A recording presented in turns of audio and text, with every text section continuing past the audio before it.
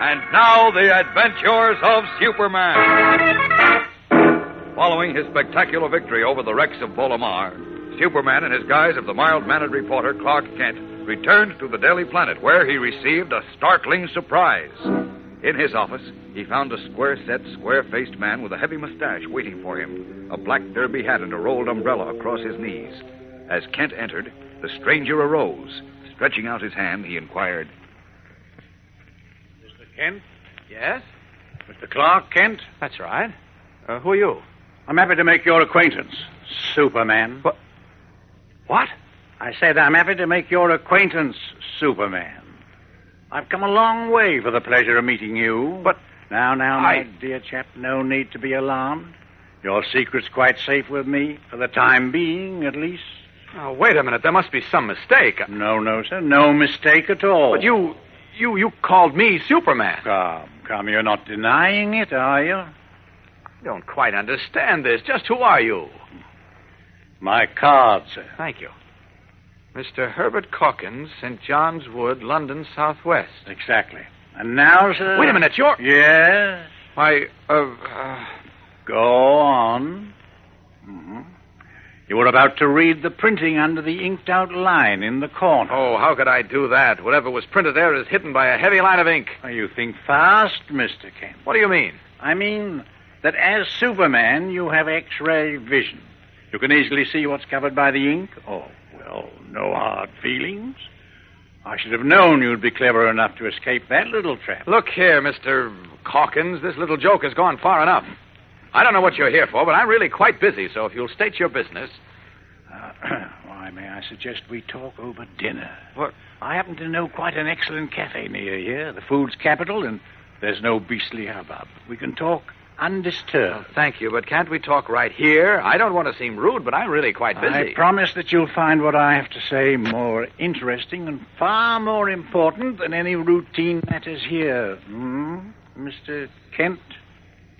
All right. I'll have dinner with you, Mr. Calkins. I thought you would. Shall we go?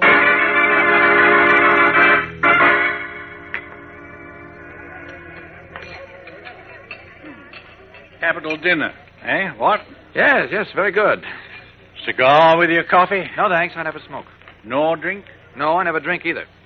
Neither does Superman. Does that make me Superman? That and quite a few other things. Oh? I presume you still insist that you were unable to read the inked-out line on my card? Do we have to go into that again? It'd save a good deal of time if you admitted your identity to me at once.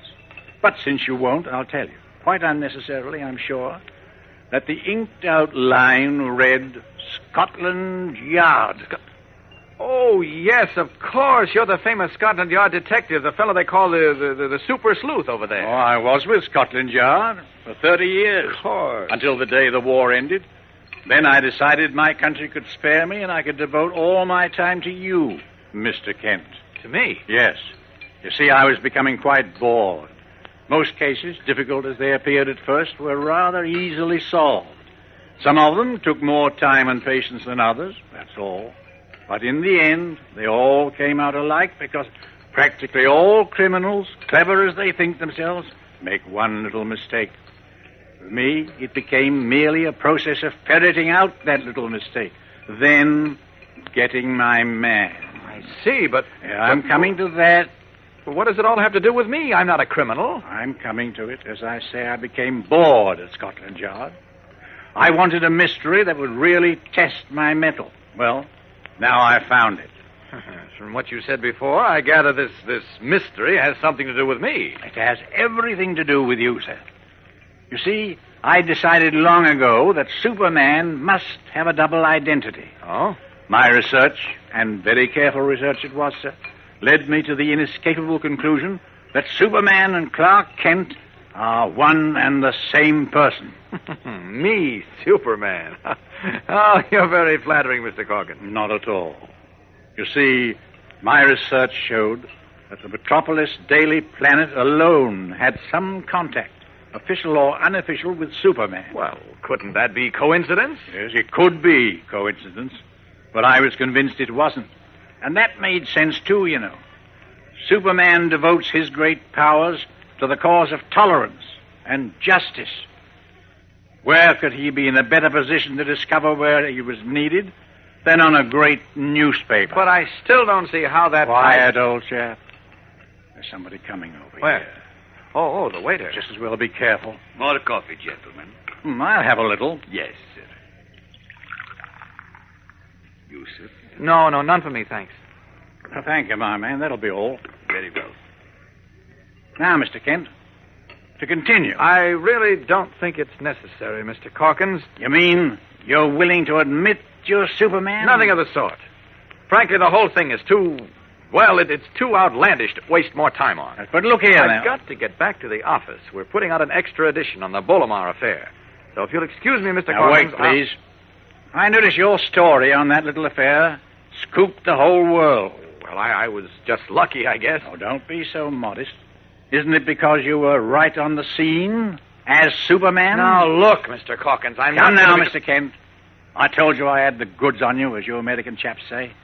If you'll come up to my hotel suite, I'll show you enlarged, detailed photographs of yourself and Superman. Really? Yes.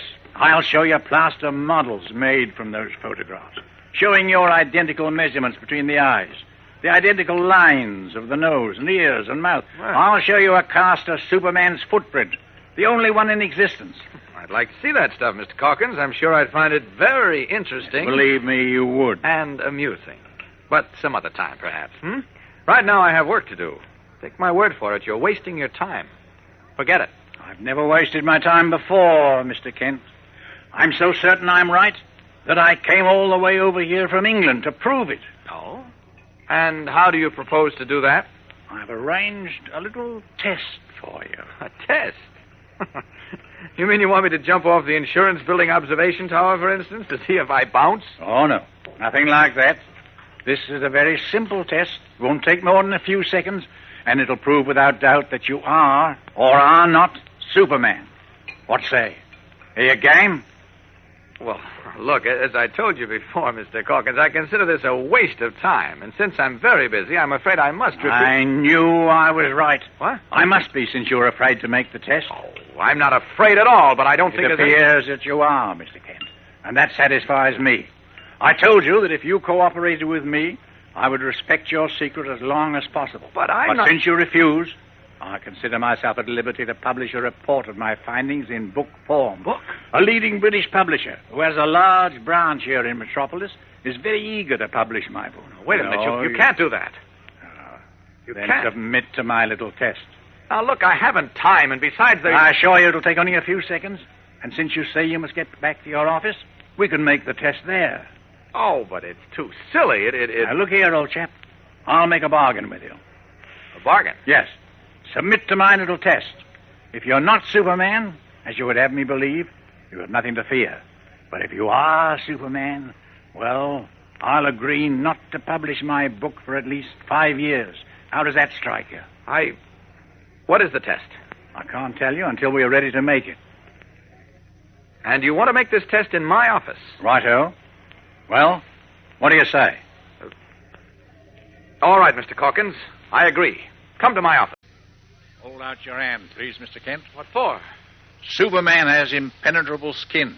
Oh? If I can puncture your fingertip with this needle and draw blood, it'll prove conclusively that you are not he. But If I can't puncture your skin, it'll prove that I'm right and that you are Superman. Now then, please, hold out your hand, old chap. But, wait a minute. Your hand, please. No, I can't do it.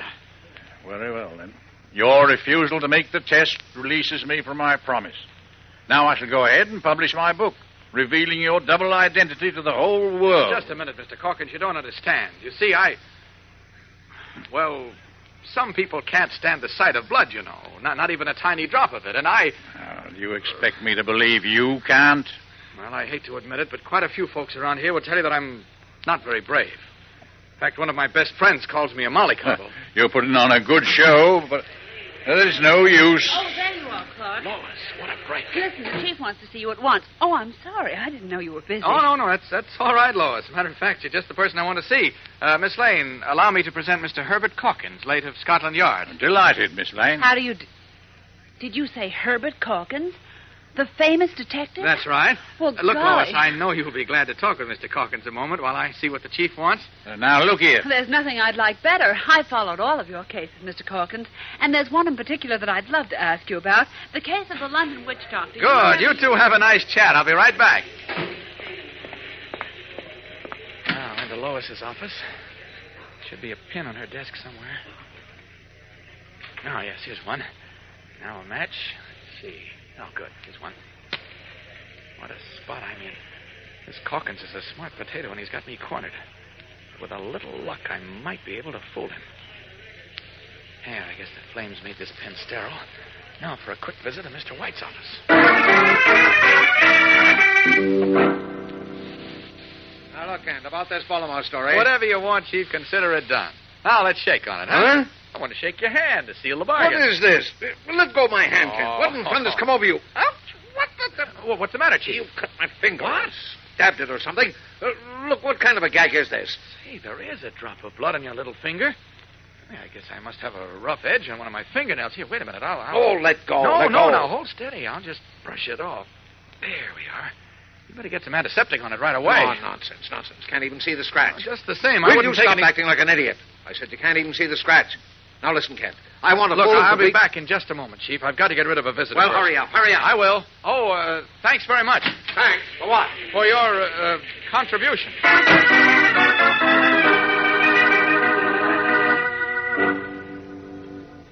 I don't like to say it, Mr. Calkins, but Clark is a bit of a sissy. Oh, thanks for the send-off, Lois. Oh, Well, I don't care, Clark. Mr. Calkins says that he wants to make a blood test on you for some reason, and you seem afraid to submit to it. Well, I don't happen to like the sight of blood. You know that. There, you see, Mr. Calkins. Yes, I see, Miss Lane. Mr. Kent seems to have fooled you as he fools so many other people. Fooled me? What do you mean? That question, my dear, will be answered in an important book I intend to publish very shortly. A book? Precisely. Now, wait. I've changed my mind. What's that? I've decided to go through with the test. Really? Why, what a big, brave man. I say. What made you change your mind, old man? Never mind. I'm ready, Mr. Calkins. Very well. We'll soon find out. Hold out your hand, Mr. Kent. Well, if you don't mind, I'll stick the needle in my finger myself. But why? Well, you might stick it in too deep. Oh, now, really? Of all the sissies... You keep out of this, Lois. Well, Clark. Well, Mr. Calkins? Here's the needle. But no tricks, my lad. I'm watching you. Well, all right. Here goes. Quickly cupping his hand, Clark Kent pretends to puncture the skin of his little fingertip, where he had previously deposited a tiny drop of Perry White's blood. Then, still acting the frightened mouse, he cries out in pain. Oh! Oh! There you are, Mr. Calkins. Blood. I can't look at it. Will you stop being such a baby, Clark? Are you satisfied, Mr. Calkins? Hurry, will you? Hurry. I don't want to faint. Just a moment, old chap. Now what? I'll just take this stuff up in the eyedropper there. Like this. Put it in this bottle. There we are. Can I look now? Honestly, just wait until I tell the chief and Jimmy about this. Oh, please don't tell them, Lois. Well, what about it, Mr. Calkins? Are you satisfied now? He should be thoroughly satisfied that you're as brave as a mouse. Look, Lois. I will admit this is a bit of a stumper, Mr. Kent. But I'm not saying yes, and I'm not saying no. Yet. There remains something I must do first. Goodbye, Miss Lane. Goodbye, Mr. Calkins. But what about... I'll be in touch with you later, Mr. Kent.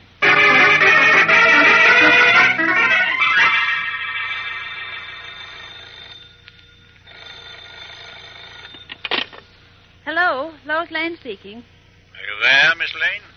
This is Herbert Calkins. Oh, yes, Mr. Calkins. Wasn't that the silliest scene in Clark Kent's office just now? Well, I wouldn't call it silly. I've just examined the specimen of blood under my microscope. Don't tell me. Let me guess. It came from a mouse. Oh, no, it's human, all right. I can't believe it. But I'd like to talk to you about it, as well as about something else I believe you'll find most interesting. Really? What is it? I prefer not to discuss it over the telephone, if you don't mind. Could you possibly get away from your office and meet me at the Somerset restaurant? I can and I will. This sounds intriguing. When? Shall we say in 15 minutes? Right, Mr. Calkins. I'll be at the Somerset restaurant in 15 minutes. replacing the telephone, Lois Lane quickly powders her nose, puts on her hat, and hurries from the Daily Planet to meet Herbert Calkins. What does the famous Scotland Yard detective have to tell her? We'll know in a moment when we return for the exciting climax of today's episode. So stand by. You know, breakfast sure does give your appetite the old come on when there's a bowl of Kellogg's Pep at your place at the table. Pep looks so sunny and so crisp and golden you want to pull up a chair and pitch right in. And Pep, the Sunshine cereal, tastes just as good as it looks, believe me. Pep's Sunshine flavor is so smooth and rich, why it kind of tickles your taste. And the delicate crispness of each tender flake of Kellogg's Pep is so terrific, each spoonful teases for more. Yes, sir, Pep is a surefire hit when it comes to brightening up breakfast. Helps start you off in the right mood for a good day. You see, when there's Kellogg's Pep for breakfast, you're getting solid whole wheat nourishment plus. So it's a slick trick to polish off every single toasted crisp flake in your bowl. And, say, here's another angle. Nowadays, the cereal grains, like the whole wheat and Kellogg's Pep, are being sent to fellows and girls overseas. So it's not a good idea to waste cereal. Keep on the beam when Mom brings Kellogg's Pep home from the grocer's. Don't waste it. If you pour your own Pep, pour it carefully and eat up every bit you pour out. And, say, kind of keep an eye on your younger brothers and sisters, too. That's a cinch, isn't it? Just be sure to eat all your Pep. Don't waste it. Seated at a table with Herbert Calkins in the Somerset restaurant, Lois Lane's eyes have been widening more and more as she listens to what the famous English detective has been telling her. What?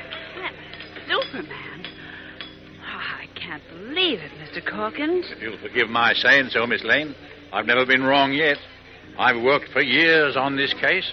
I've collected mountains of incontrovertible evidence, photographs, the only footprint of Superman's in existence. I know you told me, but Clark, I just can't believe it. Superman is so... Think, Miss Lane, now think. Certainly a bright young lady like yourself must have suspected a connection between Kent and Superman at one time or another. But it's impossible, Mr. Calkins. Superman isn't afraid of anything, while Clark, as anyone can see, well, he's afraid of his own shadow. Nonsense. He's very clever. He puts on an act, as you Americans say. An act? Certainly.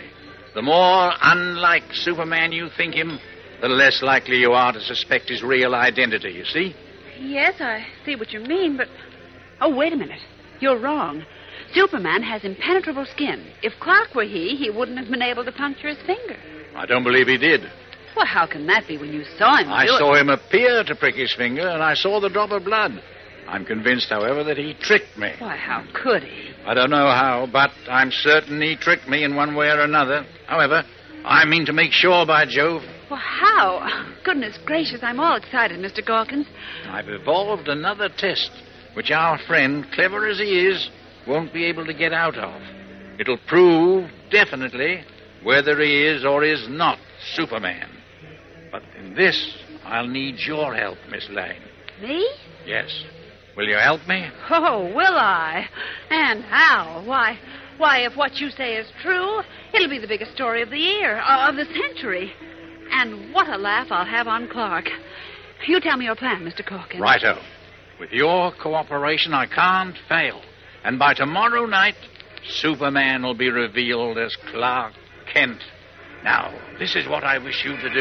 It's all set, Mr. Calkins. I stopped at the Metropole. Please don't mention names over the telephone, Miss Lane. Oh, well, I stopped at the you-know-what on my way to the office, and I had a long talk with Mr. you-know-whom. It's in the bag. I beg your pardon?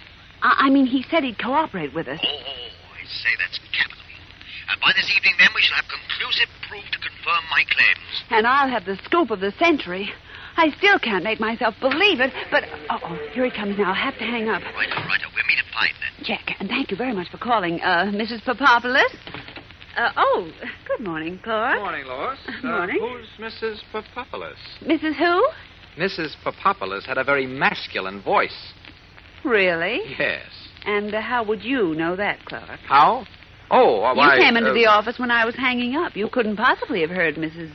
Papopoulos. Well... Or has your association with Superman given you super hearing? What do you mean by that? Who, me? Oh, I don't mean anything. Or do I? You're acting very strangely this morning, Lois. I was just going to say the same thing about you, Clark. You seem so jittery.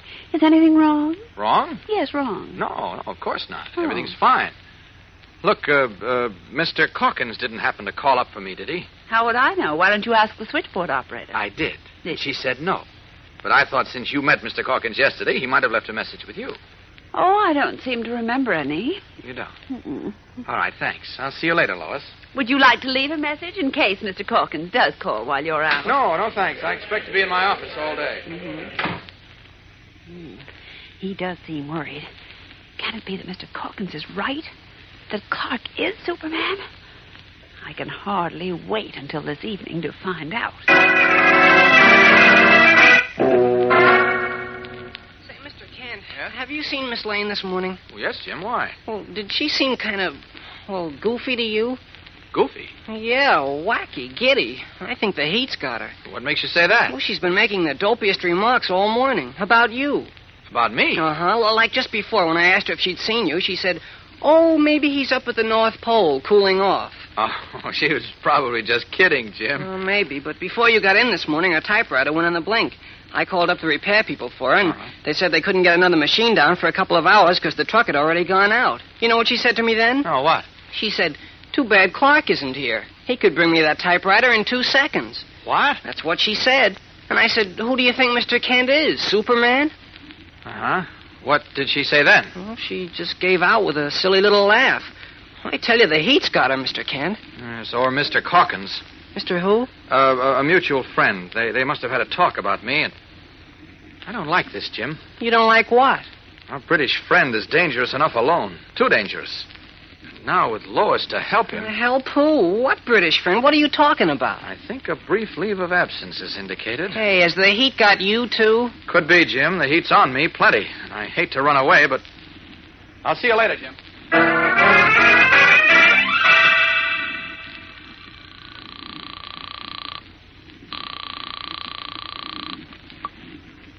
Mr. Calkins? Yes? This is Lois Lane. Listen, I've got bad news for you.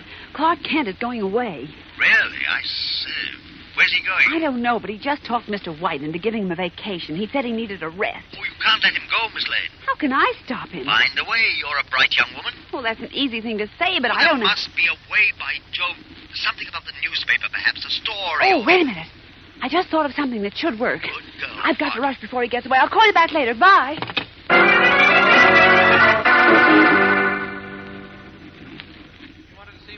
Yes. I'm sorry, Ken, but I'll have to ask you to put off your vacation for a couple of days. Why? What's wrong? Lois just got a tip on a big story in Willow Falls. Has to rush right up there. She'll be gone in a day or two. What? Vacations have us short-handed right now, so I can't have you both out of the office at the same time. You understand. Oh, yes, of course. Tell me, Chief, who gave her this tip? Some friend of hers who lives up there, she said. It's funny. It's first I hear of Lois having friends in Willow Falls. So what? Do you know everything, Kent? Well, no, but it's just that this looks fishy to me. What does? Lois' sudden trip to Willow Falls. After the thing she said to Jim this morning. Now, what's Jim got to do with it? Oh, nothing. But I've got a hunch that Calkins has. And now it's Calkins. And who's he? Of course, I may be wrong. This could be on the level. Will you please tell me what in thunder you're talking about? What? Oh, sorry. It's nothing, Chief. Nothing. I guess I'm just a little upset about delaying my vacation. But I'll stand by till Lois gets back, of course. Oh, fine. Oh, by the way, Tony Sloan brought in a copy of the agreement the city made with the traction company. I want you to pick it up and deposit it in our safety vault tonight on your way home. The what? Oh, yes, the vault. Sure. Okay, Chief. Hey, you're not yourself, Kent. I guess you do need a vacation. I'll tell you what. You go home early. I'll go to the vaults, but... No, I can't. I've got an appointment with our publisher. Oh, don't worry about it, Chief. It's all right. I'll go to the vaults.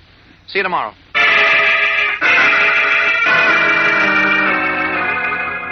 Worried as to what Herbert Calkins and Lois Lane may be up to, Kent returns to his desk. Meanwhile, Lois and Herbert Calkins are in the Metropolis Safety Vault Company's underground vaults, speaking to the husky uniformed guard. Now, you know exactly what you're to do, my man. Sure, you've told me fair 100 times, Mr. Calkins. So how could I be forgetting? Very good. Now then, here's $100, lad. Oh, thank you, sir. And there'll be another 100 later if the job's done properly. It'll be done to perfection, sir. Look, it's 5:15. It's almost time, Mr. Calkins. Righto. Come away then, Miss Lane.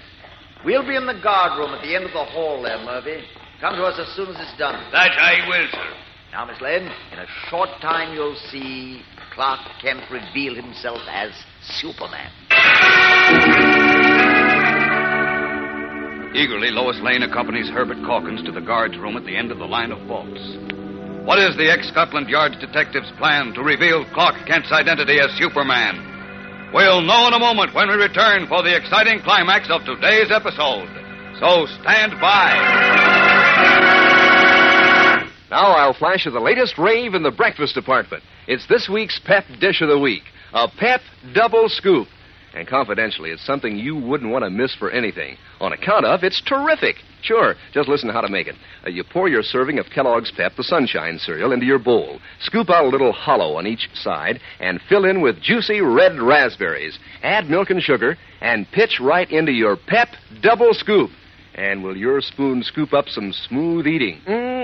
What those crisp, delicate flakes of Pep do for the red, ripe raspberries is something strictly special. And that's because Pep always comes through with its catchy golden sunshine flavor. So good, it always leaves you surprised you finished all there was in your bowl so soon. And you know, eating your dish clean is the smart thing to do these days. You don't want to waste one single bit of cereal, because whole wheat is one of the cereal grains picked out to go to fellas and girls around the world. So get hep to Pep. When Mom brings Kellogg's Pep home from the grocer's, make sure it's not wasted. Handle with care is the idea. If you pour your own cereal, pour it carefully and polish off every bit you pour out.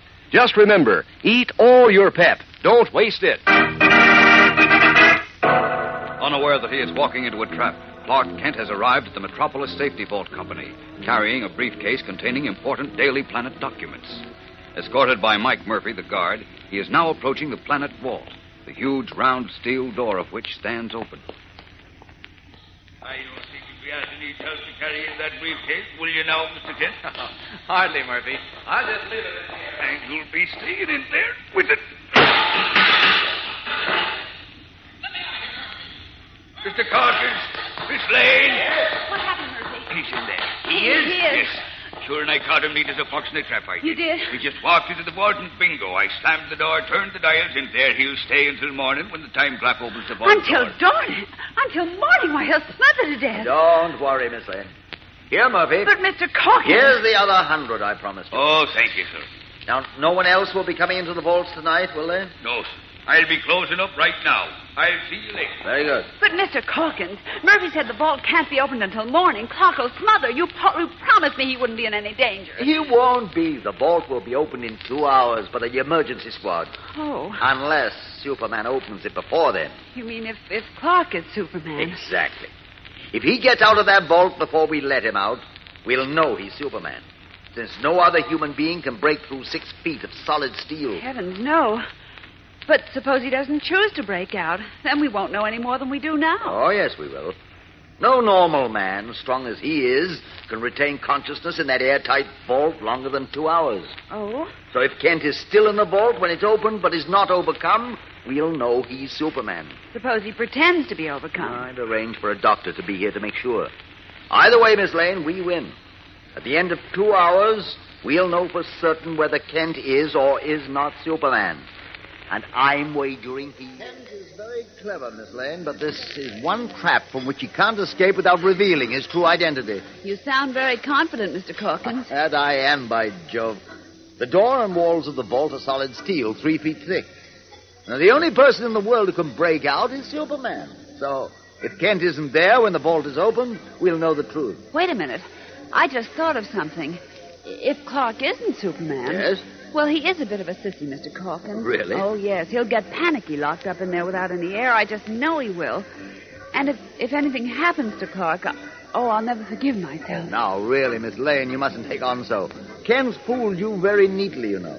What do you mean? Well, his leading you to believe that he was timid and a weakling was deliberate. But why? So you would never suspect his real identity, of course. Oh. Well, that could be, I suppose, but I'm still not sure that Clark is Superman. Well, now, let me see. In 1 hour and 55 minutes, I will have solved the greatest mystery of our time. The secret of Superman's double identity. As Herbert Calkins and Lois Lane prematurely congratulate themselves, Clark Kent, locked in the underground steel vault across the street, had, by means of his X-ray vision, seen them in conversation with the vault guard earlier and guessed the truth. Now he racks his brain desperately for a way out of his predicament. This is the worst spot I've ever been in. If I break out of here, it'll prove I'm Superman. And if I wait to be let out and show no ill effects, it'll also prove I'm Superman. What will I do? Wait a minute, I've got an idea. That time clock set inside the vault door. It's set to open the door in 2 hours. If I rip the steel back a little, just enough to reach the clock, like this, there, and then set the clock at 2 hours like this, door should open.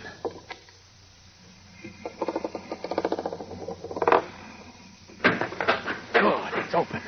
Now to have a look outside. Here we are. Let's see now. The burglar alarm wires along the bottom of the door. A touch will set the alarm off, and who can prove a mouse didn't do it? Now. There, that does it. Now to get back into the vault.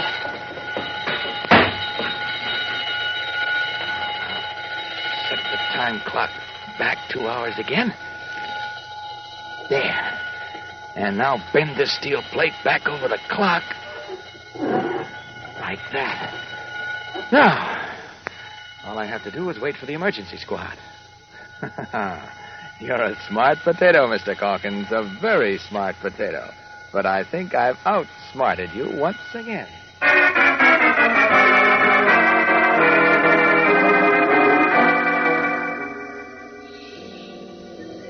What time is it now, Mr. Calkins? It's 20 minutes past 6, Miss Lane. In just 1 hour and 40 minutes, we'll expose Clark Kent as Superman. Oh, I can hardly wait. What a story that will be. And when I think of the years that Clark's been fooling me... Wait a minute. What are those sirens? Oh, just the bobbies going somewhere or an ambulance? Yes, I suppose... Look, Mr. Calkins. What? Look through the window. Police cars. And that red truck stopped right in front of the vault building. Look what it says on it. Bank Protective Association, emergency squad. By Jove, Miss Lane, something's apparently happened in the vault. Come on.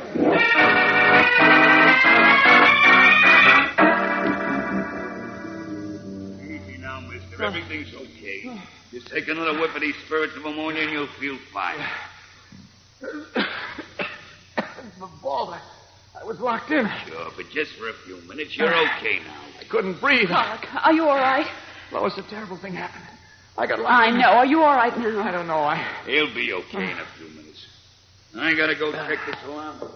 How do you feel, Clark? Better now, but my heart's pounding and there's a ringing in my ears. I think we'd better get a doctor, Mr. Calkins. Nonsense. He doesn't need a doctor. He's just putting on an act, as you Americans say. He is not.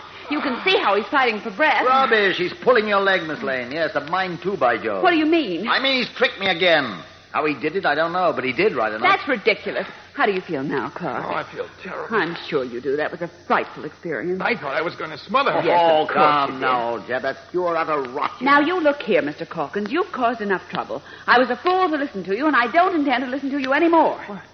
What's this all about? He's fooled you once more, Miss Lane, but he hasn't fooled me. I'm still convinced he's Superman, and I'll prove it too, by Jove, very soon. Cheerio to both of you. Goodbye. Me? Superman? Did I hear him correctly, Lois? Yes, can you imagine it? He almost convinced me of it, too. What? He did? Yes, but never mind that now. You've got to get home and go to bed. Yeah. Do you think you can get up and walk out to a taxi? I think so. Oh, good. Here, lean on me, Clark. Okay. I'll help you outside. Thanks.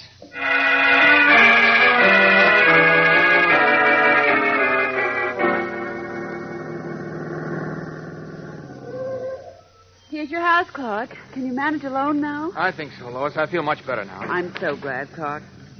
I feel like a heel for ever letting Calkins talk me into thinking you were Superman. How did he ever sell you that idea? I'll never know. Look, I guess you've had all you can stand of Superman tonight. You go to bed, and I'll cover the story alone. Huh? What story? What story? Why, the World Peace Federation rally at the Metropolis Stadium tonight, of course. Oh. Superman promised to appear and make a speech. Don't tell me you forgot about it. God, I did forget. I've been so involved in this business with Calkins, the rally slipped my mind entirely. Thanks for reminding me. Oh, I said you can forget about it. Oh, but I can't. You what? I've got to be there. This is a big story. You know how important the World Peace Rally is. And Well, the chief will never forgive me Now, if I don't you worry about a thing. I'll cover the story for you, and I'll square you with the chief. You go to bed. Well, all right, Lois. Good night and thanks. Good night, Clark. And thank you for not being angry with me. Oh, forget it.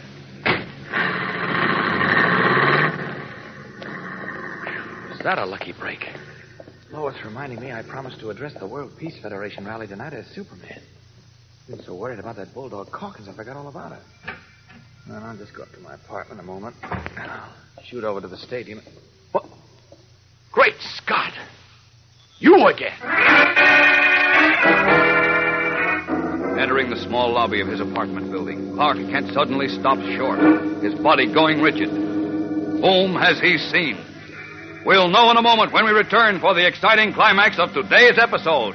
So stand by. Say, gang, when you hitch up your chair to the breakfast table in the morning, does your appetite sit up and take notice? Do you really want to eat the hearty sort of meal that helps start your day off right? Well, if it's a bowl of sunny, golden toasted Kellogg's Pep you're hitching up to, most likely you can hardly wait to get started. Pep is called the Sunshine cereal, you know. It's loaded with smooth, full wheat sunshine flavor that practically sparkles on your tongue. Crisp, too, and tender, and delicate. A royal sort of breakfast dish. Yes, sir, Kellogg's Pep certainly stacks up when it comes to really keen eating. When it comes to nutrition, too, because Pep gives you good whole wheat nourishment plus. So you're in solid if you polish off every single toasted crisp flake in your bowl. And say, here's another angle. Nowadays, the cereal grains, like the whole wheat and Kellogg's Pep, are being sent to fellows and girls overseas. So it's not right to waste cereal. When Mom brings Kellogg's Pep home from the grocer's, take special pains to make sure there's no waste at your house. If you pour your own Pep, pour it carefully and eat up every bit you pour out. Kind of keep an eye on your younger brothers and sisters, too. That's a cinch, isn't it? Just be sure to eat all your Pep. Don't waste it. Startled as he entered the small lobby of his apartment building, Clark Kent suddenly stopped short, frozen rigidly in his tracks. For a moment he stares, speechless. Then he gasps, You again? Yes. Surprised, Superman? Now, wait a minute. Or Mr. Kent, if you prefer. What are you doing here, Mr. Calkins? Surely you can guess. If it has anything to do with your notion that I have a double identity... It has indeed. I told you I was convinced that you're Superman, and I'm going to prove it before I return to Europe, by Jove. Now, look here, by Jove. I'm a patient man, but So am I, old chap. In 30 years at Scotland Yard, I never failed to bring in my man. Great. That takes quite a heap of patience, you know. Yes, all right. So you're patient. You're clever. You're a wonderful detective. Thank you, sir. But you're also, if you'll forgive my frankness, a confounded bore. So now, if you don't mind, we'll say good night. I have things to do. Yes, I know, at the Metropolis Stadium. What about the stadium? Oh, calm, old chap. We both know that you, as Superman, promised to address the World Peace Federation rally tonight. Oh, we do. And we both know that you won't disappoint the thousands of people who'll be there expressly to see you. Isn't that so? Now, wait a minute. Now, hear me out. I intend to spend the evening with you. Oh, you do? Yes, indeed I do. And let me warn you, old chap, I'm a most difficult man to lose. I'm going to be most interested in seeing how you can be at my side as Clark Kent and on the stage of the Metropolis Stadium as Superman at the same time. I intend to spend the evening with you, Mr. Kent. Oh, you do? Yes, quite. I'm going to be most interested in seeing how you can be at my side as Clark Kent and on the stage of the Metropolis Stadium as Superman at the same time. As we continue now, Kent, followed by the Scotland Yard sleuth, has gone up to his apartment. There, he says sternly, Now, look here, Mr. Calkins. You're becoming a nuisance, or have I told you that before? Oh, you have, but in my 30 years at Scotland Yard, during which time I've never failed to bring in my your man. You want to put that on a phonograph record. Look, have you ever been picked up by the seat of your pants and deposited elsewhere? I have, but on infrequent occasions. No. Look here, old man. You'd really be much wiser to cooperate with me, you know. Cooperate? What do you mean? Simply stop beating around the bush and admit the truth, that you're Superman. You're out of your mind if you expect me to admit I'm Superman. Why, of all the crazy, ridiculous ideas, that takes the cake. Then you deny it. Oh, it's too silly even to be discussed. But you don't deny it. I tell you, it's too silly to be discussed. I see. Well, it's 7 minutes to 8. Superman promised to address the World Peace Federation at 8:30. Don't you think we'd better get started? I don't think I'll go to the stadium tonight. But you promised. And Superman has never broken his word. I promised to cover the rally for my paper, but I'm rather tired thanks to your shenanigans, so... Superman tired? Miss Lane agreed to cover the story for me. Now, if you'll excuse me, I'll say good night. Very well. Good night, old chap. I'll see you to the door. Oh, don't bother. I'm staying here. What? Yes, I intend to stay until 10 o'clock when the rally will be over. But don't mind me. I have my pipe. And I see you've got an excellent library. You just toddle off to bed. Now, look here. Save your breath, old boy. And by the way, don't plan to lock your bedroom door and make your getaway through the window. I expect to look in on you every now and then, you know. And really, no crook can pick a lock better than I can. The good old British bulldog, eh? Call me what you like. In 30 years at Scotland Yard, I've never been wrong. All right, my friend. Since the only way I can lose your charming company is to convince you I'm not Superman, I accept your challenge. You what? You and I will attend the rally at the stadium tonight. When you see Superman on the stage while I'm at your side in the audience, you'll admit you're wrong, won't you? Why, not even you can be in two places at the same time. But you're bluffing, I'm sure. You don't dare go to the stadium with me. Oh, no? Well, just give me 10 minutes to take a shower and change my clothes, and I'll be with you. Oh, no, you don't. You can't give me the slip so easily, by Jove. But you're such a suspicious chap. What good would it do me to give you the slip for 10 minutes? The rally doesn't begin for 40 minutes. That's right enough.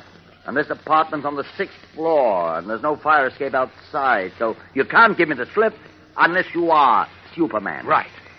Now that you've got that all figured out, will you excuse me for 10 minutes while I take a shower? Just 5 minutes of 8. I'll give you until 5 minutes past. Well, thank you so much. But no tricks, mind you. If you're not out of here in exactly 10 minutes, I'm coming in. Fair enough, Sherlock. Now, out of these clothes. I'll have to work fast if I'm going to pull the wool over Calkins' eyes. If ever there was a job for Superman, this is it. There we are, all set. First, I'll run the water in the shower. He'll be listening for it. There we are. Now to lock the bedroom door very quietly. And brace this chair under the knob. Like that. That'll keep my bulldog friend out a few extra minutes in case I'm delayed. Now, if only Batman is at home. Put this window a little more. Quietly. Out. Up and away!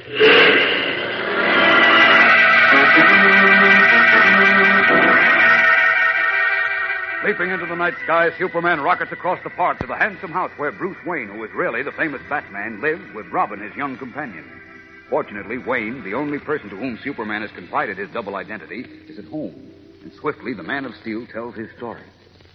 So I'm sunk, Batman, unless you help me. Me? How can I help you? Well, we're about the same size, and we both got deep voices. Yeah? Besides, public address system microphones distort voices a little. I doubt that anyone will suspect your voice isn't mine. Oh, I get it, Superman. You want me to double for you tonight while you're in the audience with Calkins. Right. Here, I've brought you one of my costumes, as well as a lifelike rubber mask that a French artist made of my face. Will you do it? Oh, yes, of course. Good boy. I knew I could depend on you. You better climb into this costume at once and get to the stadium. Superman is due there at 8:30. Now, do your stuff, Batman. I'm counting on you. I'll do my best. Thanks. Mind if I leave by your window? Oh, help yourself. Good luck. Same to you. Out and away!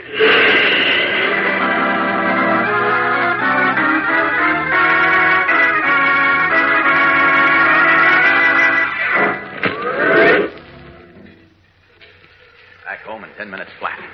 There. I say there, old chap. Time's up. Okay. But a second too soon. Now back into Clark Kent's clothes. I say, Superman. Kent, are you there? Yes, I'm here. Drop this tie. Would stick at this moment. Let me in. 1 second, will you? There, that does it. Now my glasses. So. Okay, Mr. Calkins, I'll be right with you. Oh, so you are here. And who do you think was talking to you? Took you a long time to open the door. Well, showers are so relaxing, I often forget the time. Do you also forget to turn the blooming shower off when you leave it? Oh, I did forget, didn't I? Glad you reminded me. Just a minute, old chap. I'll turn it off. Oh, thanks, but I couldn't think of bothering you. Wait, I said, here, let me pass. No use both are getting wet. I don't care about getting wet. I want to see... This damp bath towel? You wanted to see if I'd really taken a shower, eh? Sopping wet. You must have knocked it under the shower just now. Why, Sherlock, you get more suspicious by the moment. You're a clever bloke, Ken. But I'm still certain that you're Superman. And I'm going to prove it at the stadium right now. Oh? Are you ready to go? Or have you changed your mind? I'm ready. Then come along.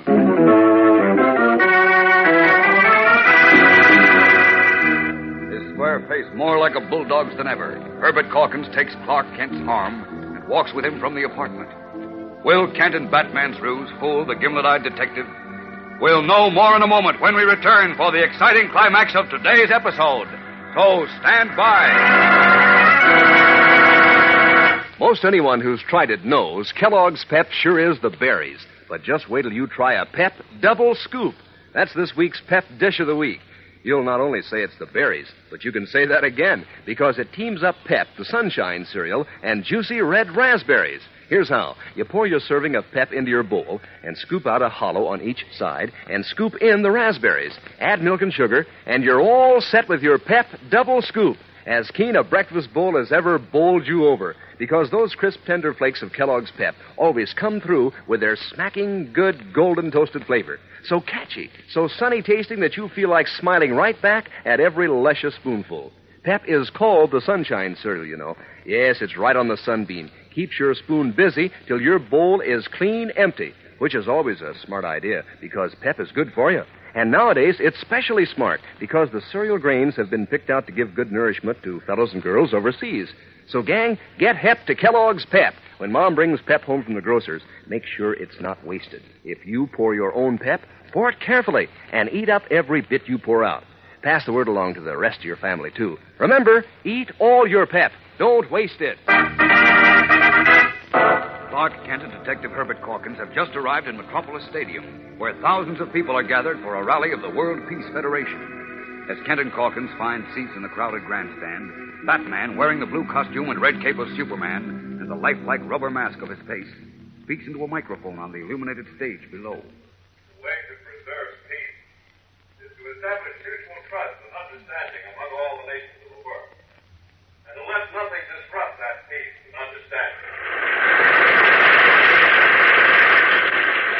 Well, Mr. Calkins, what do you say now? Do you admit you were mistaken? The chap down there on the stage looks like Superman right enough, but I'm not saying yes, and I'm not saying no yet.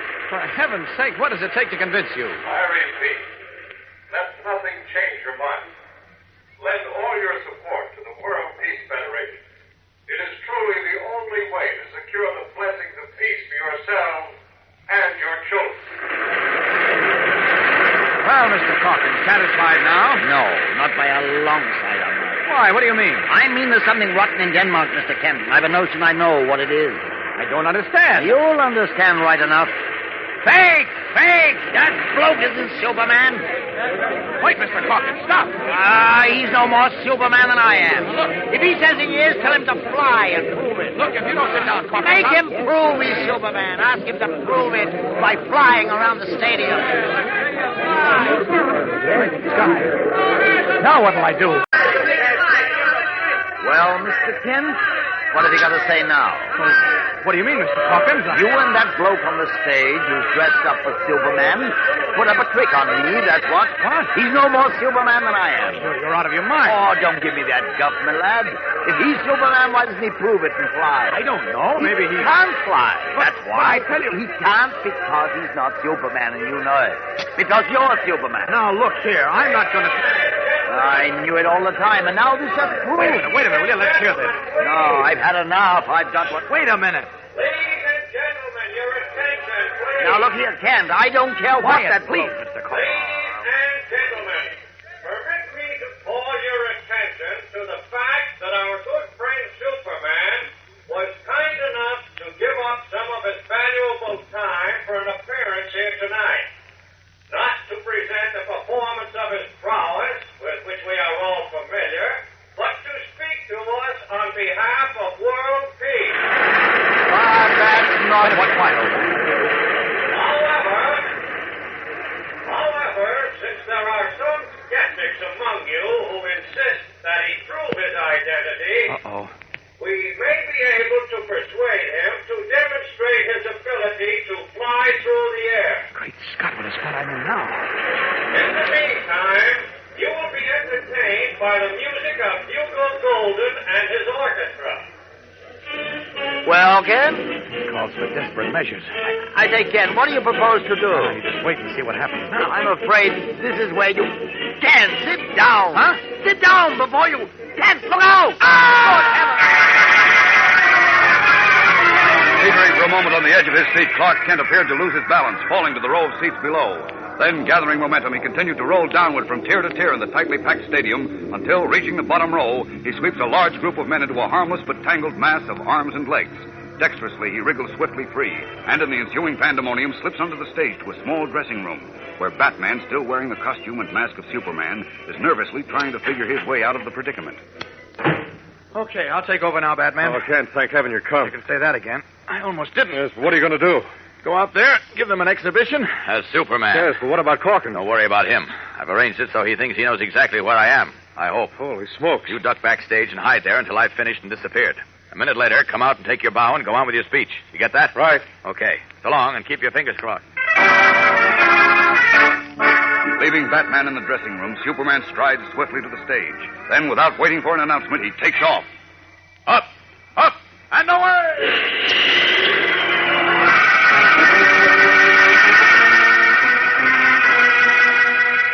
Rocketing up into the night sky, Superman flashes in a great circle over the tremendous, awed stadium crowd. For a moment, he slows his meteoric speed, circles lazily while he makes sure the tangled mass of arms and legs he created in his spectacular fall is still the center of a shocked group who are trying vainly to untangle it. Then he begins a dazzling exhibition of darts, swirls, and gigantic somersaults.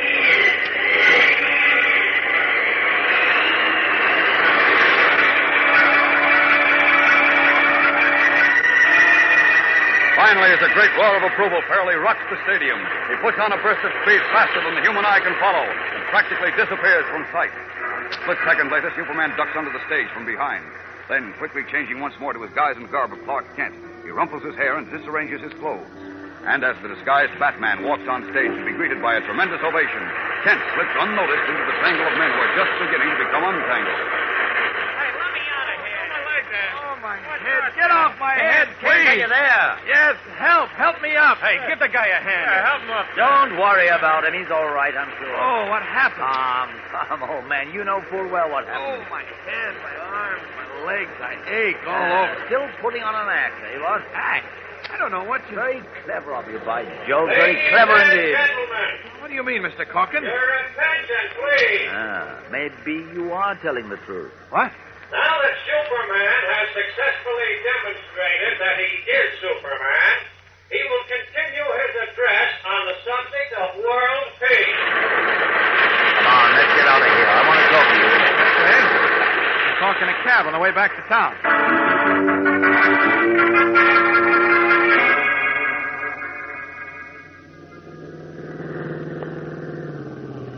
Well, here we are, Mr. Kent. Yeah.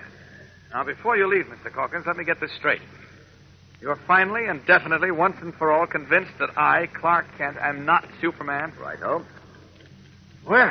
Yes, by Jove, I must admit it really appears that for the first time in 30 years as a detective, Herbert Corkins was wrong. And I must admit you were hard to convince. My apologies, Mr. Kent. And my hand. No hard feelings, I hope. No, certainly not. None at all, Mr. Corkins. Thank you, sir. Now I must say good night and goodbye. I board the Clipper tonight for England. Goodbye. Have a pleasant trip. Thank you, thank you. Well, cheerio, old chap. Should you ever come to London, look me up. You bet I will. Well, now to meet Batman and tell him the good news. The newspaper club driver.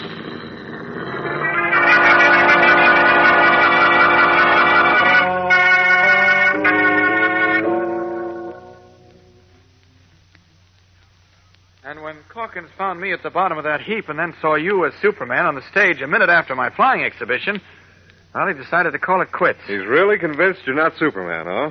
So he says, Bruce. Oh, that's wonderful, Clark. Biggest scare of your life is now ancient history. I wonder. Oh, what do you mean?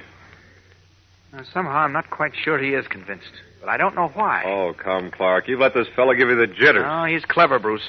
Perhaps the cleverest opponent I ever tangled with. And he hangs on like a bulldog. Well, I won't be able to relax until he's back in England. When's he going back, did he say? He said he was going back tonight. Tonight? Mm-hmm. Said he was flying back on the Clipper. Well, then. Yeah, wait. What time does the Clipper take off? 11 o'clock. Good. Now, look, it's 10:30 now. We'll just have time to buy a big red apple and give it to Mr. Sherlock Holmes at the airport. You said you'd relax when you see him take off for England. I sure will. Well, then let's go. Here's where you watch all your troubles disappear into the sky.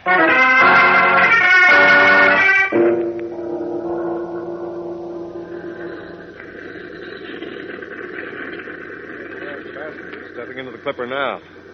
See, they're getting ready to take off. Are you sure Corkins isn't in the plane, Clark? I'm positive, Bruce. And that means... Wait, here comes somebody running down the gangplank now. Is it? No, it's just a telegraph messenger. Uh-oh. There goes the plane. Yes, and Hawkins isn't on it. I was right, Bruce. Hawkins knows we tricked him tonight, but he pretended to be fooled in order to throw me off my guard. Oh, wait, He's surer than ever now that I'm Superman, and he won't quit until he proves it. Matter of fact, I've got a feeling he's baiting a new trap for me right now. I'm worried, Bruce. Really worried. You have good reason to be worried, Clark. For at this very moment, Herbert Calkins is still working hard on his attempt to reveal your double identity. We'll be back in a moment for the exciting climax of today's episode, gang. So stand by. Say, gang, on your mark. We're all set and ready to flash you this week's Pep Dish of the Week.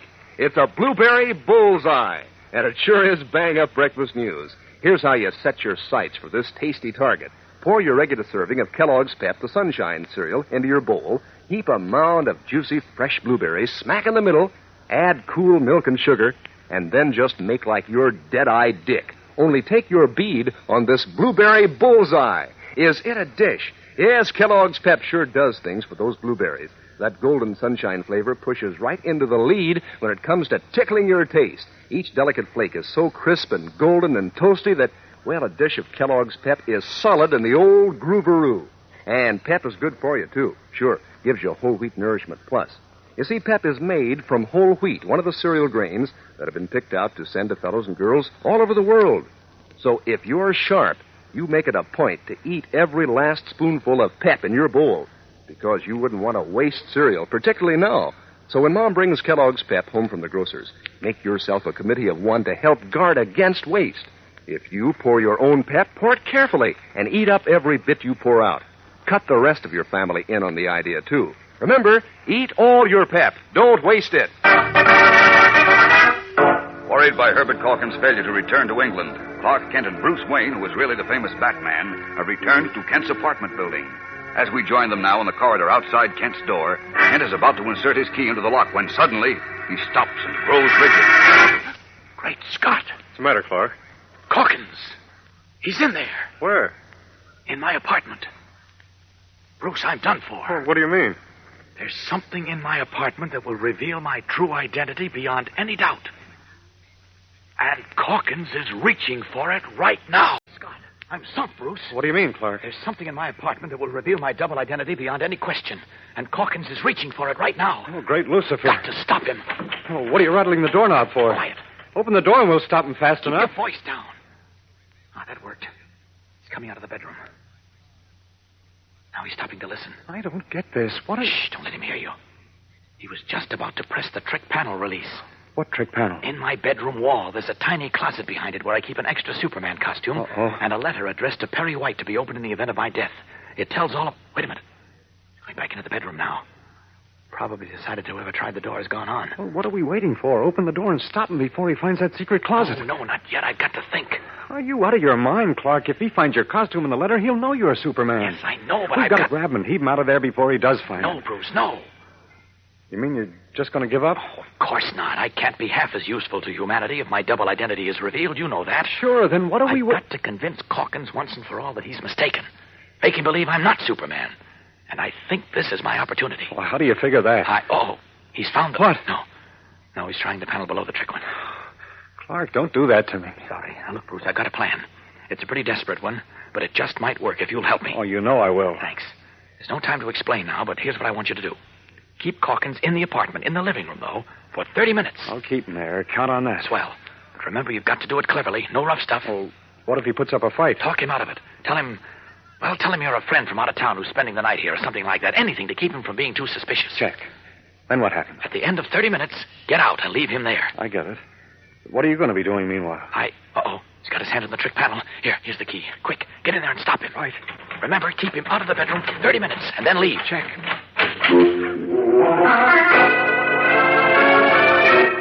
As Bruce Wayne steps into the apartment, Clark Kent swiftly resumes his true identity of Superman, leaps through the open corridor window, and sweeps around the building to his own sixth-floor bedroom window. Peering in cautiously, he finds the room empty, the door closed. Softly, he raises the window, steps in. From the living room come the indistinguishable voices of Bruce Wayne and Herbert Calkins. Quickly, making not a sound, Superman moves to a certain panel in the wall, notices it is slightly ajar. He pushes it, and it opens on a noiseless hinge, revealing a tiny closet-like chamber in which lies the familiar red cape and blue costume with a large letter S on the front of it. Under the costume is an envelope, heavily sealed with wax. Superman thrusts the costume and the envelope beneath his cape, then takes a sheet of notepaper and a fountain pen from a drawer of his desk. For a brief moment, he considers, then begins to write. And to my friends, James Olson and Lois Lane of the Metropolis Daily Planet, Swiftly, the Man of Steel covers the page with writing. Then, removing an envelope from the drawer, he addresses it. Carrying paper and envelope, he returns to the secret closet and pushes the panel almost, but not quite shut. From the living room can still be heard the voices of Bruce Wayne and Herbert Calkins, but now raised as if in argument. Seemingly satisfied that his friend Batman is doing his job well, Superman walks noiselessly across the room to the open window, pauses to glance at the clock on his dresser. I've been here about 5 minutes. That leaves me 25 minutes for the most important job of my life. If only Bruce manages to hold Calkins off. Now, this must be timed perfectly, so here goes. Out and away!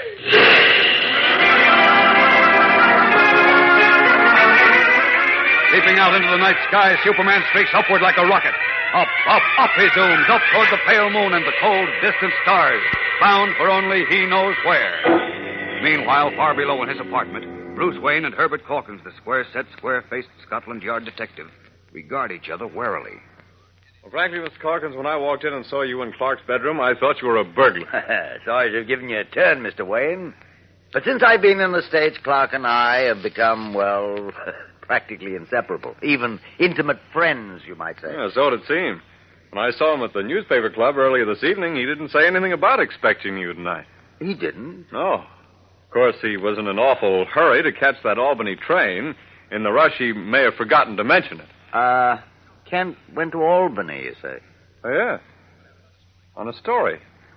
Didn't you know? Well, he mentioned he might go, come to think of it. But I don't believe he was certain about the trip, you know. Oh, I see. Well, he doesn't expect to be back much before early morning, and since I usually stay here when I'm in Metropolis, especially since it's practically impossible to get a hotel accommodation, Clark just gave me his key and rushed off to the station. Without even bothering to phone me to expect company. I say, Kent's a rather strange chap, eh? What, Mr. Wayne? Oh, not at all. I think he's a grand guy. Oh, of course, rather. I was just referring to, let it pass. Oh, I say it's quite late, and I'm frightfully drowsy. Would you mind awfully if I turned in? Turned in? You mean you're staying here? Quite. I thought I'd take the bedroom and you take the studio couch in here. Well, Oh, it's really quite comfortable. I'd offer you the bedroom, but I have a touch of lumbago. I'm not quite as young as I used to be, you know. I see. Well, I'll be turning in there, old chap. Good night. Oh, just a minute. Yes? I wonder if you'd mind staying up with me just a little longer, Mr. Calkins. Well... Look, here's a chessboard. We can play chess or checkers if you prefer. What do you say? Well... That's fine. What'll it be, chess or checkers? Checkers takes less well, time. Checkers it is. Here they are. Which will you have, red or black? Oh, either one. I'll take red, then. We'll play 3 games. Whoever takes 2 games is the winner. Okay? Oh, I couldn't possibly remain awake for 3 games, old top. Oh, we can easily play 3 games in, say, 25 minutes. Oh, come now, old chap. Let's get one game over with quickly before my eyes shut up on me completely.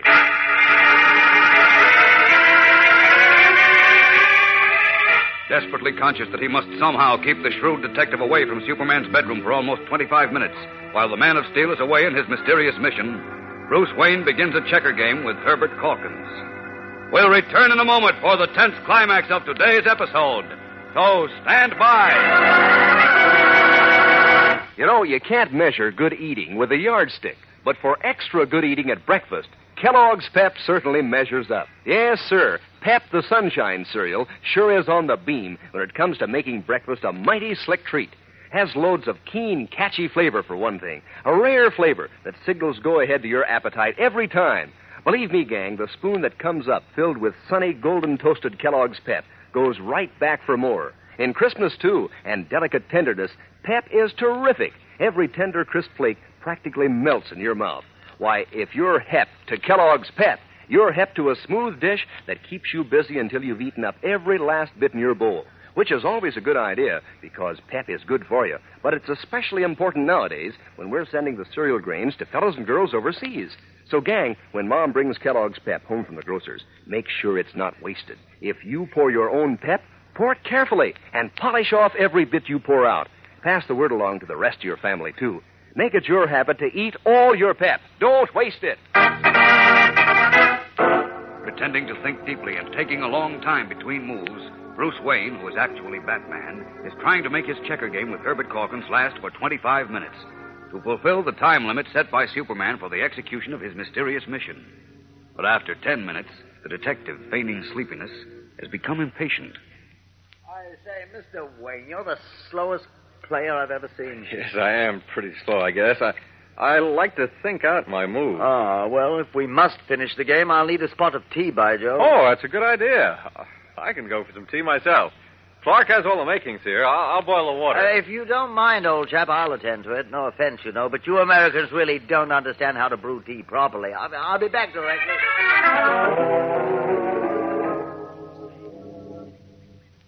Here you are, Mr. Wayne. I think you like this tea. Thanks. Hey, it is good. Let's see. Whose move was it? Yours, I think. It usually is. Let's see, then. Tea's really first rate. Thanks. Your move, old boy. Oh, yes. What's this? Something wrong, old chap? Suddenly very sleepy. I can hardly hold my head up. Really? I said, that's splendid. Now we both can go to bed. No. Calkins, what did you put in this tea? In the tea? Why, tea, of course, old boy. Drugged me.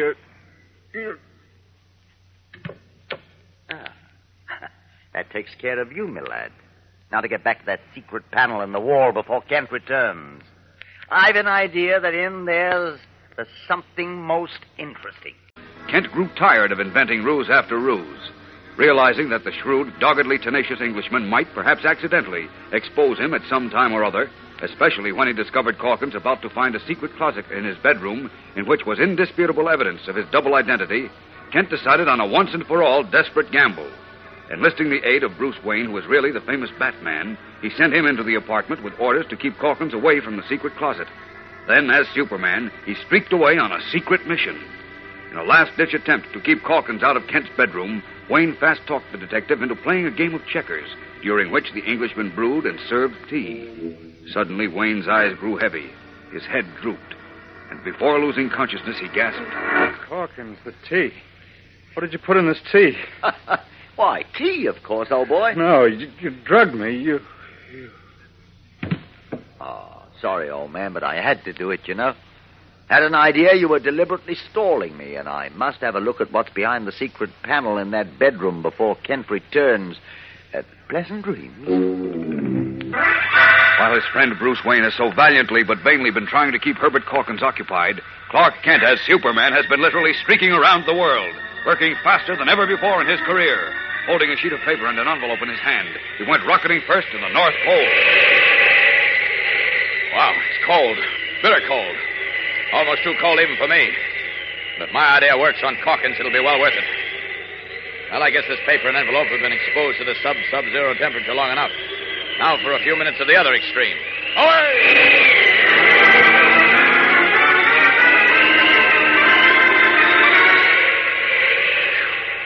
This sun over the Sahara Desert is hot enough to broil a steak and practically nothing flat. Sure is doing a job on this paper and envelope, too. Better give them a dose of humidity before they dry to dust. Let's see now. Where can I... Oh, yes. The jungle should do the trick fine. Away! Traveling with the speed of light, Superman, still clutching the all-important sheet of paper and an envelope, plummeted to the heart of the African jungle. After a short pause, he rocketed once again into the skies, headed eastward. Sighting a monsoon off the coast of India, he dove headlong into it. Then, finding his way out, headed back toward the California shore and continued eastward toward Metropolis. Meanwhile, back in Kent's apartment, Herbert Calkins is making sure Bruce Wayne is fast asleep. I say, Wayne. Dead to the world, poor chap. Now to continue investigating what's behind that secret panel in Kent's room. I got an idea there's something most interesting in there. And if it's what I think it may be, I'll have Mr. Clark Kent dead to rights as Superman. Well, here we go. Stepping away from the table where Bruce Wayne lies sleeping heavily, Herbert Calkins moves swiftly to the closed door of Kent's bedroom. At almost the same moment, Superman plummets out of the sky and in through his open bedroom window. Uh-oh, not a moment too soon. This calls for super speed and plenty of it and then some. Moving faster than the human eye can follow, Superman folds the sheet of paper into the envelope. Then, placing it in the tiny closet behind the secret panel, he flings himself out of the open window just as Calkins opens the door. Now to find that blooming secret panel again. Here's the little button that controls it. Press it. So. It opens. Hello? An envelope. Let's see what's in it. To whom it may concern. I, Clark Kent, being in town, Superman, hiding on a ledge outside the window, watches him. The former Scotland Yard ace detective slowly reads what has been written on the paper. Then, shaking his head, he replaces it in the secret closet, closes the panel, and leaves Kent's apartment. A short time later, Superman, again in his guise as Clark Kent, has succeeded in awakening his drugged friend. Imagine me, fat man, letting that gumshoe slip knockout drops into my tea under my very nose. Oh, relax, Bruce. You couldn't help it. Besides, everything's worked out fine. Well, what do you mean? I think Mr. Calkins is now out of my hair for good, Bruce. Well, what makes you think so? Because of Clark Kent's will, which I made out this evening and placed in the secret closet just in time. A will bequeathing my few possessions to Jim, Lois, and Mr. White, and my library to Superman. To Superman? Right. If I were Superman, I would hardly leave my library to myself, would I? No, of course not. And I dated the will 1940. 6 years ago. That was long before I ever heard of friend Calkins. Oh, Clark, I thought you were smarter than that. Calkins is a top-notch detective. Well? He could tell from the condition of the ink and paper that the will wasn't made out 6 years ago. But it looks as if it were. You see, I exposed it to an aging process. What are you talking about? I exposed the will first to the freezing temperature of the North Pole, the hot and humid air of the African jungles, a monsoon I found off India, and to the dry baking heat of the Sahara Desert. Great Lucifer. All that and back here in time to plan it for Calkins in half an hour? Well, I can move pretty fast when I have to. Oh, you sure can. But how about Calkins? Was he fooled? Well, he certainly acted as if he were. I was watching him from outside the window and saw his eyes practically pop out of his head when he read it. Then he examined it for a long time, shaking his head all the while. Finally, he said, "Curses by Jove, I was fooled." Something like that. Then he walked back into the living room, picked up his derby and umbrella, Darby, that is, stepped over your unconscious legs. Oh, don't remind me of that. And walked out of my apartment and out of my life, I hope. Oh, Clark, I've got to hand it to you. Say, if only I could have seen his face when he read that will. He was so sure you were Superman. If only he knew how right he is. Well, all's well that ends well. Yeah. So... Oh, excuse me, Bruce. That's my doorbell. Maybe it's Calkins come back to apologize. Oh, right. Yes? You Mr. Kent? That's right. Special messenger service. I got this letter for you. Sign here, please. Oh, okay. Thank you. Good night, sir. Good night. Well, I wonder who this is from. Maybe from Superman telling you to keep your old library. It might be. Bruce, yeah? It's from Calkins. It is? Yes, listen. Dear Mr. Kent, first off, I wish you'd convey my apologies to your friend Mr. Wayne for my rather hasty and unsportsmanlike conduct tonight. Not a bad invitation. Thanks. I might add, however, that the drug is entirely harmless. Thanks for nothing. I must apologize, too, for all the inconvenience I caused you. But in 30 years at Scotland Yard, I have never failed to get my man, and my pride would not permit me to fail on my greatest case. Well, he failed this time. Thank heavens. Listen, now that my mission has been completed successfully... Successfully? Hey, that's funny. Now that my mission has been completed successfully, I'm returning to England. Believe me, sir, your most respectful and devoted servant, Herbert Archibald Calkins. Clark, what does he mean by saying his mission is successfully completed? I don't know. I can't understand it, Bruce. Apparently that will gag didn't fool him after all. I was sure it did. Well, it couldn't have, though. Great Lucifer, what do we do now? If he publishes his book proving that you're Superman... No, he can't. He mustn't. Come on, Bruce. We've got to find Mr. Calkins, and fast. Get into your Batman costume. Again, deeply alarmed, Clark Kent and Bruce Wayne resume their identities of Superman and Batman and dash out to hunt for Calkins. We'll return in a moment for the exciting climax of today's episode. So stand by. You know, gang, this week's Pep Dish of the Week sure is going great guns. Maybe that's because it's a blueberry bullseye. Yes, sir, the dish of the week is blueberry bullseye. And is it a whiz-bang breakfast treat? Now, here's how you line up this tasty target. Start with your regular serving of Kellogg's Pep, the Sunshine cereal. Heap a mound of juicy, fresh blueberries, slap bang in the center. Add cool milk and sugar, and then fire away. Your blueberry bullseye is right in range. And let me just say, those crisp, delicate flakes of Pep, teamed up with fresh, juicy berries, are sure lure for your taste. Why, if you've been around from here to there, you've found that Pep always hits the mark with its right slick sunshine flavor. Always tastes so super that, well, you can't wait to polish off every last spoonful in your bowl. And you know, these days especially, that's definitely the right angle. Because nowadays, the cereal grains are being sent to give their swell grain nourishment to fellows and girls overseas. Remember, when Mom brings Kellogg's Pep home from the grocer's, make sure there's no waste at your house. If you pour your own Pep, pour it carefully and eat up every bit you pour out. Pass the word along to the rest of your family, too. Make it a habit to eat all your Pep. Don't waste it. Superman and Batman have trailed Herbert Calkins, the Scotland Yard detective, to his hotel, to the home of the British consul, to a restaurant, to a steamship representative at another hotel. And now, at 8 o'clock in the morning, once more in their guises of Clark Kent and Bruce Wayne, have just arrived at a pier on the waterfront where a large steamer is preparing to hoist its anchor. At the foot of the gangplank, his derby hat squarely on his head, his rolled umbrella firmly in his hand, they find Mr. Herbert Calkins. I say it's jolly nice of you chaps to come down to see me off. Oh, never mind that, Mr. Calkins. Tell me what you meant in your letter about your case being successfully completed. Yes, what do you mean by successfully? Oh, so it is. Everything is completely satisfactory. What? What do you mean? Well, I discovered to my utter satisfaction that you are not Superman. Oh, you mean that... I mean that successfully completed my case, by Jove. How do you like that? Oh, I'd say they're about to raise the blooming gangplank. Cheerio, you chaps. Cheerio. If ever you're in London, be sure to look me up. You bet we will. Cheerio,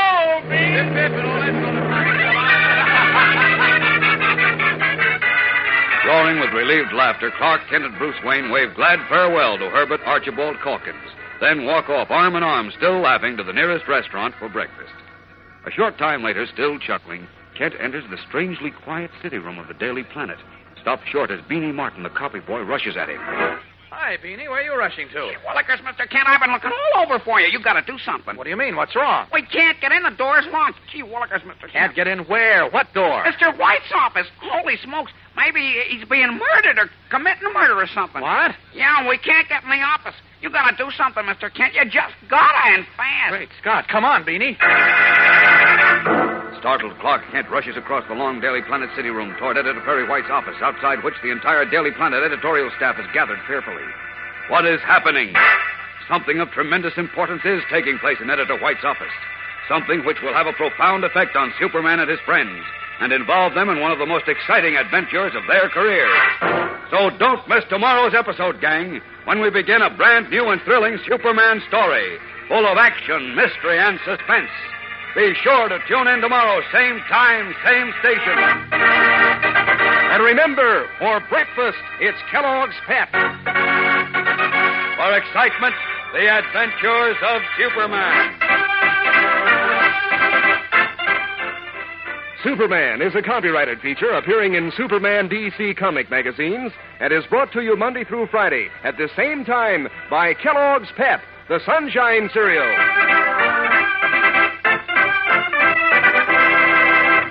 Say, gang, talk about famous names. Why, Kellogg is the greatest name in cereals. And Kellogg makes Kellogg shredded wheat. Crisp, tender biscuits that are full up with natural nut-sweet flavor. Toasted the Kellogg way, just right. Mighty good for breakfast and mighty good for you. They're whole wheat. Mom knows Kellogg's shredded wheat is economical, too. You get 15 biscuits in every package. They're made to fit the bowl. Ask Mother to get you some Kellogg's shredded wheat. And be sure to be with us tomorrow for the thrilling adventures of Superman. This is the Mutual Broadcasting